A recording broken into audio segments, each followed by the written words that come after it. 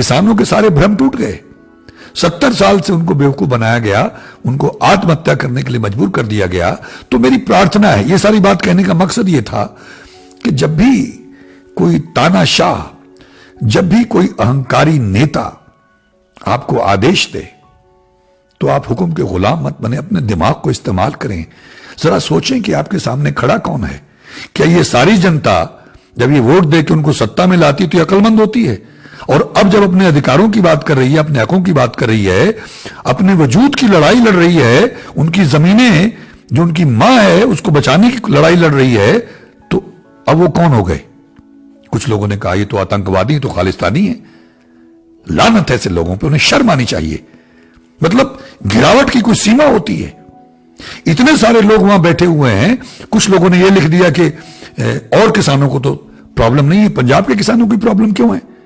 अरे भाई, जब सर देने थे, जब फांसी चढ़ना था, जब अंग्रेजों के साथ लड़ना था, तब भी यही पंजाबी, यही सिख लोग थे।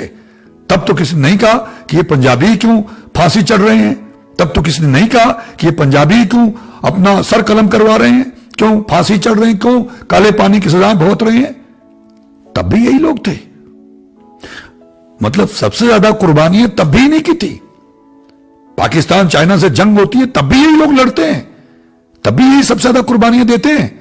तब तो आप ये बात नहीं कहते हो कि इनको क्या पड़ी हुई है, पूछ दबाओ पीछे और दुबक जाओ। अब लोग जो बात करते हैं उनको शर्म नहीं है। लानत ऐसे लोगों पर जो इस तरह की गंदी सियासत करके इस तरह की बकवास करते हैं सोशल मीडिया में कि इन किसानों को बड़ी दिक्कत है। भाई इनको क्या प्रॉब्लम है, दूसरे किसानों को नहीं है? आप जरा दूसरे किसानों का हाल तो देखिए। आप यूपी में, बिहार में, मध्य प्रदेश में, राजस्थान में किसानों का हाल तो देखिए। तो अगर इनके गुरुओं में एक परिपाटी, इनके जीन्स में, इनके डीएनए में बहादुरी है, दिलेरी है, वो पुलिस वाले उन पर लाठियां चला रहे हैं और ये उनको लंगर खिला रहे हैं, पानी पिला रहे हैं, तो ना सरकार को शर्म है, ना उस पुलिस बल को शर्म है कि अगर सरकार ने उनको भेजा था तो उनके खाने का इंतजाम तो कर देते कि तुमने खूब लाठियां चलाई, खूब तुमने वाटर कैनन चलाई, खूब तुमने बहादुरी काम किया। मैं समझता हूं कि हमारे हर जवान को शर्म से अपना सर झुका लेना चाहिए कि तुम अपने अन्नदाताओं को, तुम अपने मालिकों पर ये अत्याचार करते हो, तुम्हें शर्म नहीं आती है। विदेशों में जब उनकी आर्मी को, उनकी पुलिस को यह लगा कि ये लोग सही है, जनता सही है, तो वहीं खड़े खड़े वो जनता के साथ हो गए। हमको क्या हो जाता है, जब अंग्रेज थे तब भी तो हमारे ही लोगों ने उनकी फौज ज्वाइन की, उनकी पुलिस ज्वाइन की और हमारे लोगों को बूटों से रौंदा, हमारे क्रांतिकारियों को, हमारे देशभक्तों को रौंदा, मार डाला। लाजपत राय जी को हमारे ही लोग थे, उन्होंने हमारे ही लोगों को हमारे ही खिलाफ इस्तेमाल किया था। और अब ये भूरे और काले अंग्रेज उनसे भी कहीं ज्यादा खतरनाक हैं, तो इनको पहचानो भाई। मैं हर पुलिसकर्मी से प्रार्थना करता हूं, हर ऑफिसर से प्रार्थना करता हूं कि थोड़ा सा अपने दिमाग पे जोर डालो।